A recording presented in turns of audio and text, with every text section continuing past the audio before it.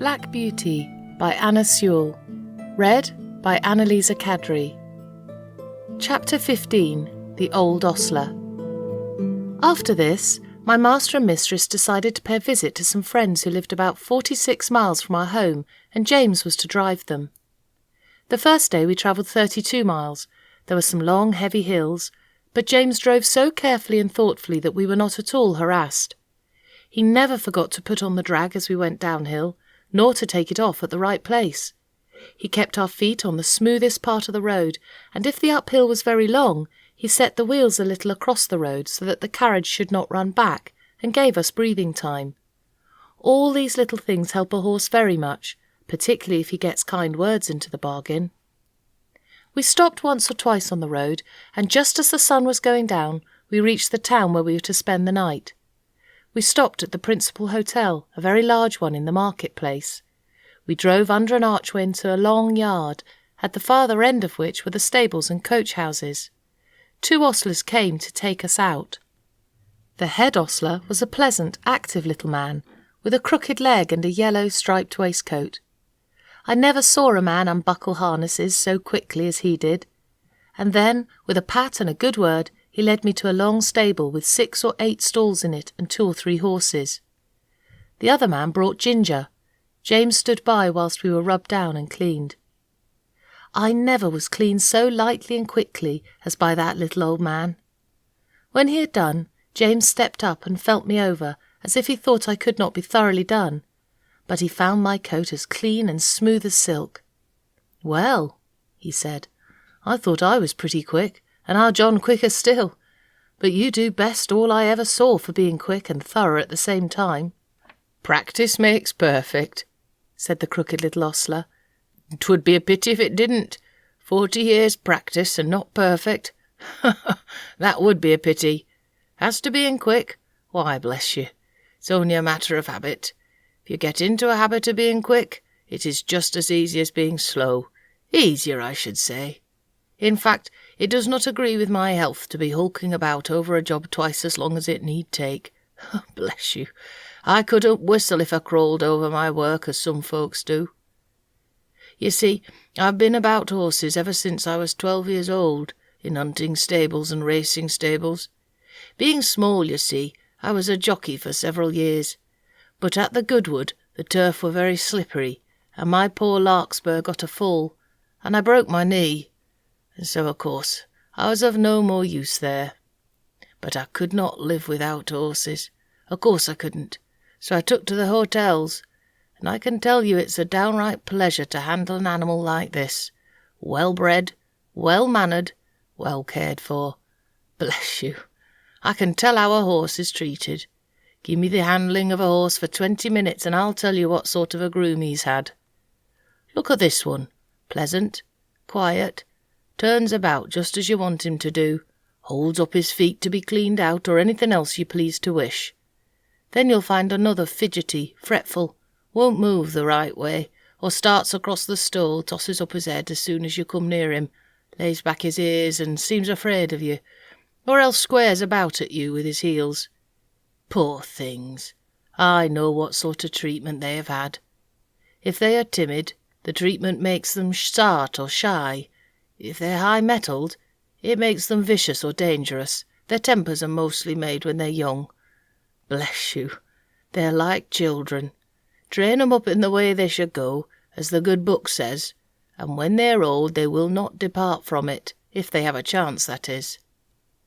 "I like to hear you talk," said James. "That's the way we lay it down at home at our master's." "Who is your master, young man? If it be a proper question, I should judge he's a good man from what I see."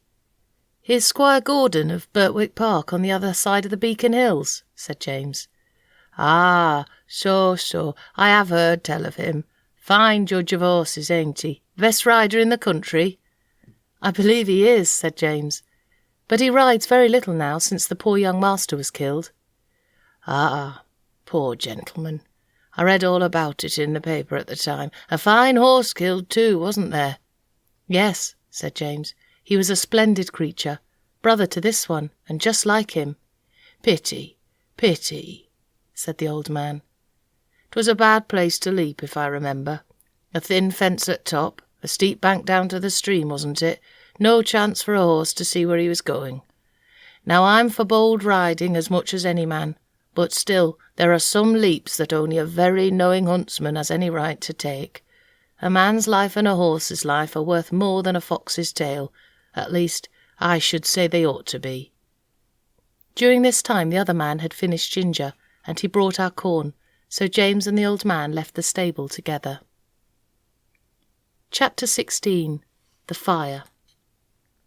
Later on in the evening, a traveller's horse was brought in by a second ostler, and whilst he was cleaning him, a young man with a pipe in his mouth lounged into the stable to gossip. "I say, tailor," said the ostler, "just run up the ladder into the loft and bring down some hay into this horse's rack, will you?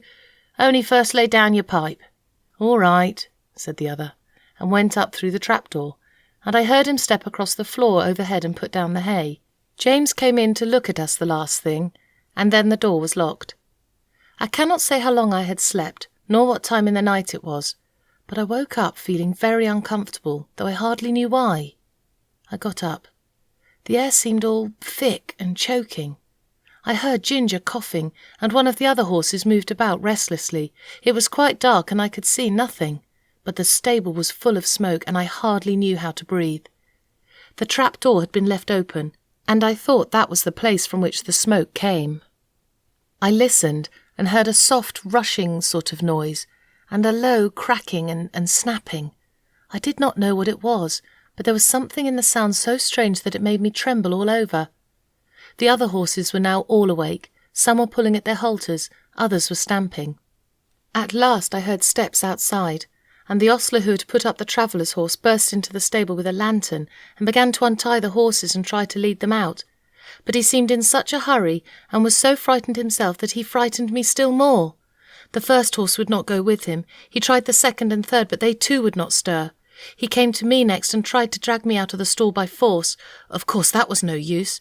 He tried us all by turns and then left the stable. No doubt we were very foolish, but danger seemed to be all around. There was nobody whom we knew to trust in, and all was strange and uncertain. The fresh air that had come in through the open door made it easier to breathe, but the rushing sound overhead grew louder, and as I looked upward through the bars of my empty rack, I saw a red light flickering on the wall. Then I heard a cry of "Fire!"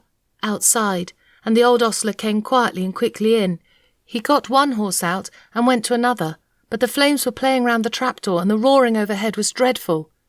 The next thing I heard was James's voice, quiet and cheery as it always was. "Come, my beauties, it is time for us to be off, so wake up, come along." I stood nearest the door, so he came to me first, patting me as he came in. "Come, beauty, on with your bridle, my boy. We'll soon be out of this smother." And it was on in no time. Then he took the scarf off his neck and tied it lightly over my eyes, and patting and coaxing, he led me out of the stable. Safe in the yard, he slipped the scarf off my eyes and shouted, "Here, somebody, take this horse while I go back for the other." A tall, broad man stepped forward and took me, and James darted back into the stable. I set up a shrill whinny as I saw him go. Ginger told me afterwards that whinny was the best thing I could have done for her, for had she not heard me outside, she would never have had courage to come out. There was much confusion in the yard. The horses were being got out of other stables, and the carriages and gigs were being pulled out of houses and sheds, lest the flames should spread further. On the other side of the yard, windows were thrown up, and people were shouting all sorts of things. But I kept my eye fixed on the stable door, where the smoke poured out thicker than ever, and I could see flashes of red light. Presently I heard above all the stir and din a loud, clear voice which I knew was Master's. "James Howard! James Howard, are you there?" There was no answer, but I heard a crash of something falling in the stable, and the next moment I gave a loud, joyful neigh, for I saw James coming through the smoke, leading Ginger with him. She was coughing violently, and he was not able to speak. "My brave lad," said Master, laying his hand on his shoulder, "are you hurt?" James shook his head, for he could not yet speak. "Aye," said the big man who held me, "he is a brave lad, and no mistake." "And now," said Master, "when you have got your breath, James, we'll get out of this place as quickly as we can." We were moving towards the entry when from the marketplace there came the sound of galloping feet and loud rumbling wheels. "'Tis the fire engine! The fire engine!" shouted 2 or 3 voices. "Stand back! Make way!" and clattering and thundering over the stones, 2 horses dashed into the yard with the heavy engine behind them. The fireman leaped to the ground. There was no need to ask where the fire was. It was torching up in a great blaze from the roof. We got out as fast as we could into the broad, quiet marketplace. The stars were shining, and except for the noise behind us, all was still. Master led the way to a large hotel on the other side, and as soon as the ostler came, he said, "James, I must now hasten to your mistress. I trust the horses entirely to you. Order whatever you think is needed." And with that he was gone. The master did not run, but I never saw mortal man walk so fast as he did that night. There was a dreadful sound before we got into our stalls. The shrieks of those poor horses that were left burning to death in the stable were very terrible. They made both Ginger and me feel very ill. We, however, were taken in and well done by. The next morning the master came to see how we were and to speak to James. I did not hear much, for the ostler was rubbing me down, but I could see that James looked very happy, and I thought the master was proud of him. Our mistress had been so much alarmed in the night that the journey was put off till the afternoon, so James had the morning on hand, and went first to the inn to see about our harness and the carriage, and then to hear more about the fire. When he came back, we heard him tell the ostler about it. At first no one could guess how the fire had been caused, but at last a man said he saw Dick Towler go into the stable with a pipe in his mouth, and when he came out, he had not one, and went to the tap for another. Then the under-ostler said he had asked Dick to go up the ladder to get down some hay, but told him to lay down his pipe first. Dick denied taking the pipe with him, but no one believed him. I remember our John Manley's rule, never to allow a pipe in the stable, and thought it ought to be the rule everywhere. James said the roof and floor had all fallen in, and that only the black walls were standing. The 2 poor horses that could not be got out were buried under the burnt rafters and tiles.